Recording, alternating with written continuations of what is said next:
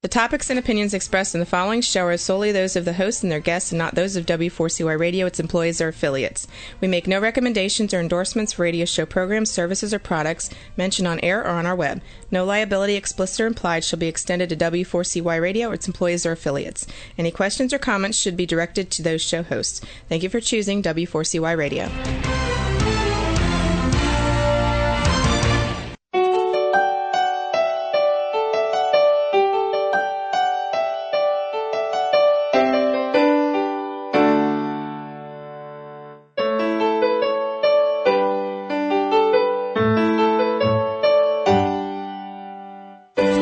Welcome to Higher Ground. I'm your host, Portland Ellen Helmich, and today I'm talking to psychologist and psychoanalyst Dr. Valerie Coleman. She's the founder and executive director of Stand in Balance, an equine-assisted psychotherapy center outside of Los Angeles, California. Thanks so much for being here, Dr. Val. Thank you so much for having me. It's a pleasure. So equine-assisted psychotherapy obviously has something to do with horses and something to do with therapy, but what does it really mean? Okay. Great question. Often people confuse equine-assisted psychotherapy with therapeutic riding. Therapeutic riding is a whole different thing for people with disabilities, and equine-assisted psychotherapy is really just that. It's psychotherapy that actually makes use of our relationship with horses to help people get to a deeper level and internalize their growth and learning experientially, being in the experience in the arena with the horses. So they're not riding horses. What are they doing with the horses? No. So this is a really important point, is that typically there isn't any riding, and it is not at all about horsemanship, and nobody that comes out has to have had any experience with horses necessarily. And it doesn't matter if they have, whether they have a lot of experience or they have none, and there is no right or wrong. So what we do is typically working on the ground, because it's really about relationship and connection. The arena is a metaphor for life, and the horses actually play out dynamics and relationships with us, and we use the whole thing symbolically. So sometimes walking with a horse might represent how you connect with your spouse, your child, your coworker. Are you walking in a way that exudes confidence and leadership? Is the horse actually walking you? Is it hard for you to actually stand your ground, stand in balance? Do you get pushed around, pulled around a lot? And then we also set up activities. So this might look like an obstacle course, for instance, that we set up on the ground with poles and barrels and hula hoops and obstacles for the horses to go over with the people that you're leading the horse around, through, over. And those obstacles, often what we do is, symbolically, again, metaphorically, we label them as challenges. People will identify challenges that they have in their lives, whether it's, anger or addiction or letting go of their critical inner voice, developing more patience, developing self-confidence. And then they will actually walk through the course, and how they're able to do that with the horse reflects, really whether or not they're getting over those obstacles, how they get over those obstacles, what they need to embody to do that.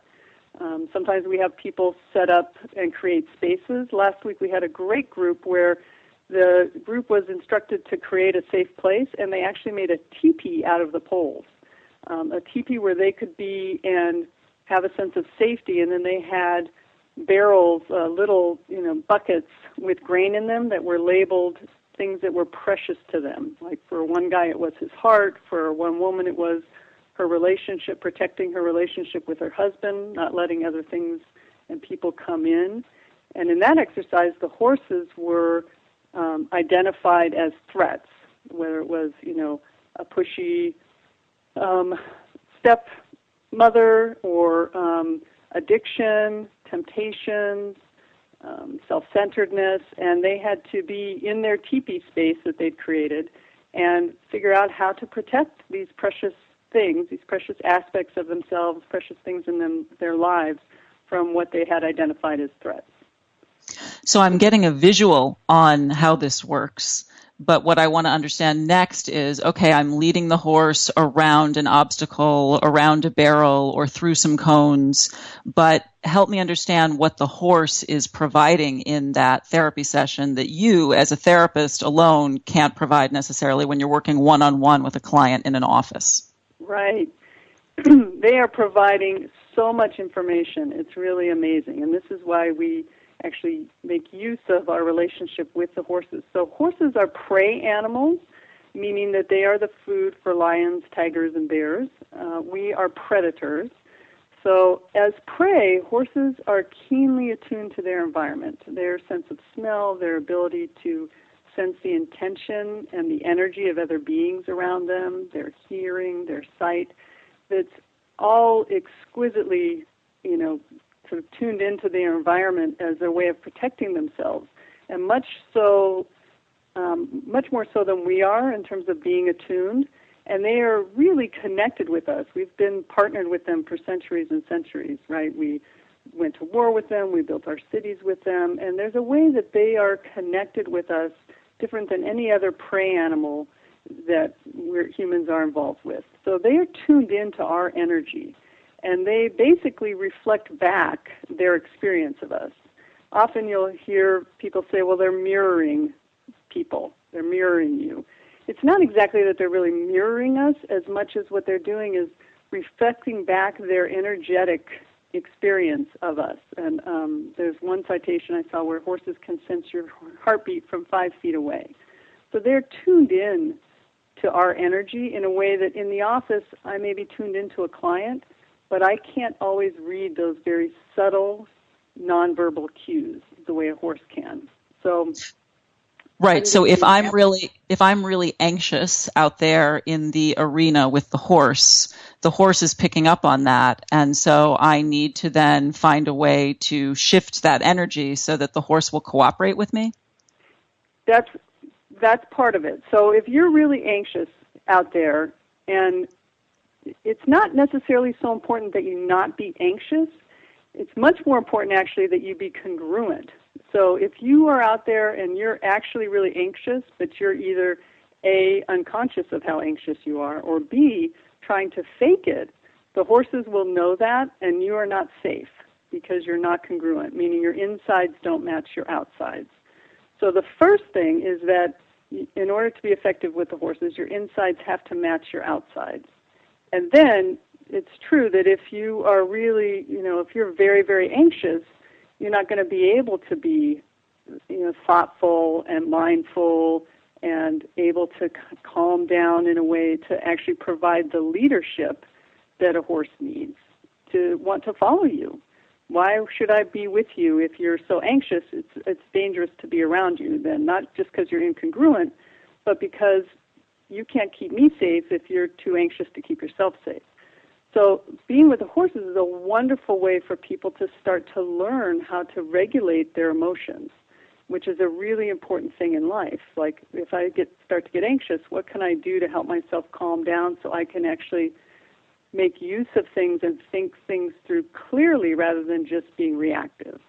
So I would think there that when you are out in the arena with the horse, you might not even be aware that you're anxious. You might not even be aware that you're timid or frustrated, but the horse then perhaps begins to make you pick up on what's going on inside of you? Exactly. They oftentimes people will come in and think that, let's say I'll give you an example of a man that we were working with who really wanted to connect with his son, and he couldn't understand why his son didn't want to spend time with him.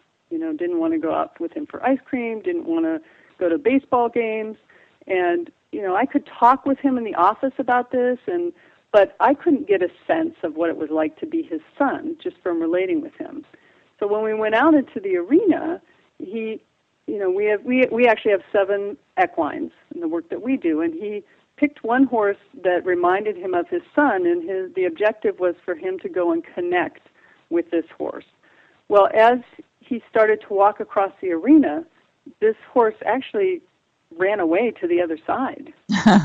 Yeah. Now, objectively, as I was looking at him, you couldn't necessarily see anything about his energy, but the horse could feel it all the way across the arena. And so for this guy, it took him quite a while to figure out how to calm down, how to let go of his inner critic as well as his outer critic, and connect with this horse so that the horse would feel safe and want to be with him. And that's exactly the challenge he had with his son. He was totally unconscious of the energy and the judgment that he was projecting. And I so really like that example. Yeah, and he was actually able to, after just a couple sessions, he was able to start being different with his son. That's a good point. Yeah. Because one of my pet peeves, Dr. Val, around talk therapy, which I very much believe in, I don't think that there is, I'm not putting it down. I think that it definitely has its place. But for me, one of my difficulties with it is that I can leave a session with a lot of insight into my issues, but I'm not always very able to create change. And I think the example you just gave illustrates how he can walk out of a session and actually maybe affect more change in his relationship with his son, because he has to change something within himself energetically or maybe even physiologically. Exactly. That is exactly it. That there, and I agree, talk therapy, and I do talk therapy still, is very valuable. However, insight alone will only take us so far. And being out in the arena really is about bringing that insight into an embodied place, meaning creating changes and shifting energy and action tendencies within our body somatically, so that you are becoming different in how you act and respond, not just in what you think. So oftentimes people will come out, they've gotten a lot of insight, but things aren't changing. They're still continuing to be involved with the same kind of person in relationships that always ends up badly, or relationships where they tend to get pushed around, or they continue to get into jobs that aren't really the right fit for them. And they know these patterns, but they keep doing them. And when we actually set up different activities in the arena to address those issues through metaphor, they have to figure out how to handle it differently. And a great example of this actually is we were doing an obstacle course, and one woman was struggling with having a voice and feeling like she could assert herself and not worry about what other people had to say, or their judgment. So this course was set up with a variety of obstacles, getting over fear of other people's judgment, desire to people please, the challenge of, letting go of inner self-criticism. And because we have other horses in the arena, because that's how life is, right? We have all of these inner voices. We also have people outside of us. So we'll have other horses around, even though they may not be being walked by the person that's doing the activity. So she was walking her horse through the obstacle course and, working on the challenges of being able to just get over some of these things. And she came around people-pleasing, which was around a barrel. And then she had to go through these cones that were about fear of others' judgment. And there was one of our donkeys was standing in front of the cones. And it just stopped her in her tracks. She couldn't figure out how to get through, to set a boundary, move the donkey, and actually get through fear of other people's judgment. And so she had to struggle with that challenge, because what it meant was that she was going to have to really embody, her and her horse, a sense of energy and clear leadership and taking a stand and moving forward. So we had to do that. We did that exercise a few times, and finally, whenever she met an obstacle like that, another being, or with when the horse started getting pulled into another direction of its own desire and interest, she was actually able to stop herself, take a deep breath, pull up the energy in her body to a centered place, and then move forward and have the other donkey, the other horses that may be standing in the way, actually just kind of part like the sea, just because of her energy shift inside. That's fascinating. We're at 15 minutes after the hour right now, and you're listening to Higher Ground on W4CY Radio. I'm Portland Helmich, and I'm talking to psychologist and psychoanalyst Dr. Valerie Coleman about equine-assisted psychotherapy. So you say that this work can really affect our physiology for the better. How does it affect our physiology? Well, Portland, there are a variety of ways. Actually, just being with the horses and donkeys, in our case, and just being with those animals and getting centered and breathing can actually lower blood pressure. Studies have showed this. Decrease heart rate, decrease the amount of stress hormones that are flooding through one's body. And it really, what it does is that in addition to those literal physiological sort of shifts and benefits, is it helps us connect up with our own instinctual wisdom, our natural wisdom. So by getting present in our bodies, by getting mindful, we're actually creating embodied shifts so that how I carry myself, and it's amazing. Sometimes I'll see someone, let's say someone that we've been working with who's depressed, and they'll come the first session, they walk in, they're kind of, how it is when you're depressed, you're a little bit slumped over, your head's hanging down, you don't really have a solid voice, and that's how they're moving and just energetically in the world and in their bodies. And after having a couple of experiences of connecting up with a sense of effectiveness and creating change in the arena, there's a literal shift in how they carry themselves and how they stand in their bodies, how they, fill out their space, their energy. And then there's also this way in which they start to connect with and just be more mindful and present in the moment. So all of those are emotional, physical, and spiritual shifts. On the whole, what kinds of issues do you think equine-assisted therapy is particularly useful for? You've mentioned depression. You said, I think, addiction. What else?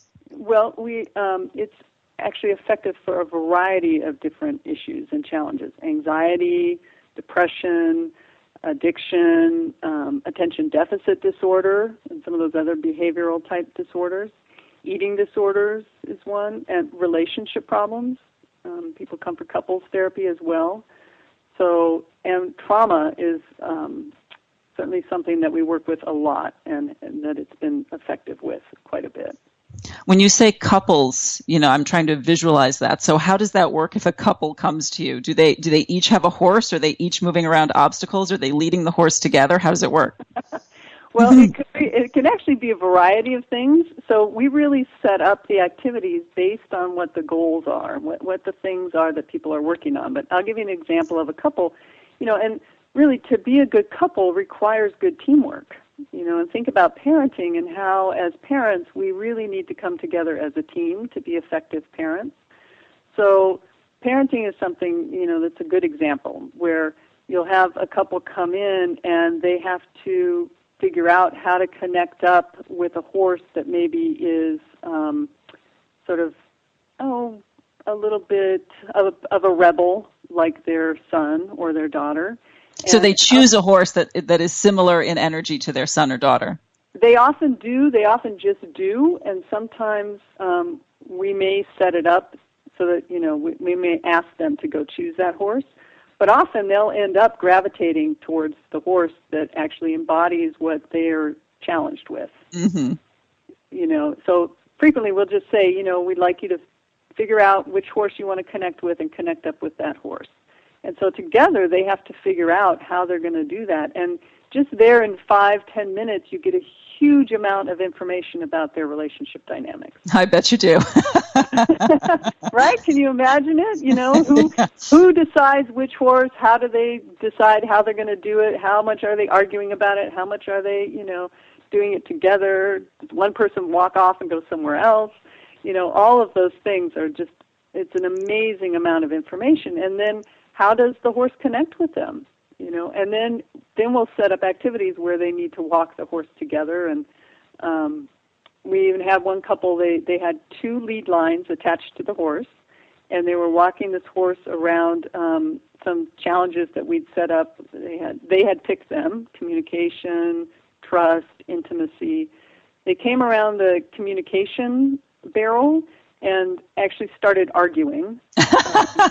Yeah, and we couldn't see exactly now. And when I say we, whenever it's a couple or a group, I work with an equine specialist.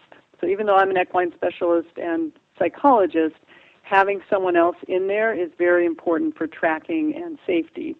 So we, my equine specialist and myself, were watching this couple, and we could see them arguing. And then the horse just planted himself, refused to move, and would not, no matter what they did, would not walk with them over to trust, the area they'd identified as trust. That is so great. Right. And we didn't have to say, hey, you know what, you guys, when you start arguing, it erodes trust and you can't move forward in your relationship. It was just right there. Yeah. And they got it. So it was a huge shift when they came back the next week and had worked on things and were actually able to move easily like butter to trust. So fascinating. So what would you say that your role is in an equine-assisted therapy session? How is it different maybe from your role when you're working one-on-one in an office? Yeah. Well, it actually is much more complicated than when I'm one-on-one in the office, and that's why it's really important for people to get good training. It's not enough to just be a therapist or to be an equine specialist. You really need to get certified. For instance, all of the Stand and Balance team, we are certified through the Equine Assisted Growth and Learning Association. So my role when I'm out in the arena is not only to be the best psychologist I can be in terms of tracking people's emotions and inner life, but also tracking what's happening with the horses. So if I'm just in a one-on-one session, I'm also tracking what, the information that I'm getting from the shifts and the patterns and the actions and reactions of the horse, and then helping the people make sense out of that, both by reflecting back what I see them doing and how that interaction is going, but also helping them to understand the information that's coming to them, and taking that into a deeper level so they can understand their dynamics and also connect up with strengths and help them identify their strengths. How did you get into this work? Well, after being a psychologist I've been a psychologist now for 25 years just about, and about 10 years ago, so after about 15 years, I started to get introduced to equine-assisted psychotherapy by things people were saying, and I got horses back in my life, and then I went and took some training, and I was initially skeptical, but then after time of seeing the amazing responses and spot-on feedback from the horses, I just got hooked and decided and realized also, as I was working with people in my practice, they would gain insight, but then it just took them so long sometimes to have that translate into action. And when I started integrating the work with the horses, it was just such a powerful shift. So, what are some of the most profound changes that you've seen people make? Wow. I think some of the most profound are when we're working with someone who's had a serious history of childhood abuse or rape, and they haven't really had a voice, have continued to get into situations where they're, either emotionally or physically abused, and then actually find their voice, find the strength, walk around the arena in a sense, where they're so empowered and smiling and able to set boundaries. Like one woman who had a history of childhood abuse and just, had such difficulty speaking up. She had been in an abusive work environment for 5 years and had very little social support. And after coming out and working with the horses and working on setting boundaries, and being able to walk and have the horse follow her without her having to pull it or tug it or anything else, and not being dragged around. That was the other thing that was happening, was either she was being dragged around or she was feeling like she had to pull and tug. That's how her relationships had gone. So after working with her for 4 months, she quit her job, she got a new job, she started dating, a healthy dating relationship, and started working on making new friends. And that really wasn't from what she had been in talk therapy. We did talk about some things, but it was really from the work with the horses and how that shifted internally and somatically her sense of herself. I was just going to ask you, but I think maybe you've sort of answered it. I was thinking, because my show is called Higher Ground, I was going to ask you how you think equine-assisted psychotherapy can help people reach higher ground. And your answer made me feel like, well, maybe that's the example. People become more embodied, more empowered, more in their true essence. Is that right? Exactly. That is absolutely it. And in fact, our tagline is empowering your authentic self. So it really is about connecting up and, that somatic empowerment that creates change in the world. What's your goal for Stand in Balance? What are you hoping to do with your work? Where are you hoping to take it? Well, it really is about, kind of creating change in the world one person at a time, I suppose, because for everyone, when we are able to empower our authentic selves and to bring that into our relationships and our families and work environments, it really creates a ripple effect in terms of the positive shifts that create change and keep on changing. So my goal and our goal really is to be able to bring this work to a variety of people in need, all the way from at-risk youth and the underprivileged to organizations and businesses, and sort of really what I call helping people develop their emotional competencies. That's all part of empowering yourself and being able to be personally competent and socially competent in healthy ways. It was such a pleasure to talk to you today, Dr. Val. I really, really appreciate your work, and I really, really appreciate you. I think you're great. It's such my pleasure to be here. Thank you for having me. And if people want more information about equine-assisted psychotherapy and Stand in Balance, your center, how can they reach you? They can check us out online at standinbalance.com. So standinbalance.com, and they can call us at 818-714-1740. Thank you so much. Thank you so much. That was Dr. Valerie Coleman, founder and executive director of Stand in Balance, an equine-assisted psychotherapy center outside of Los Angeles.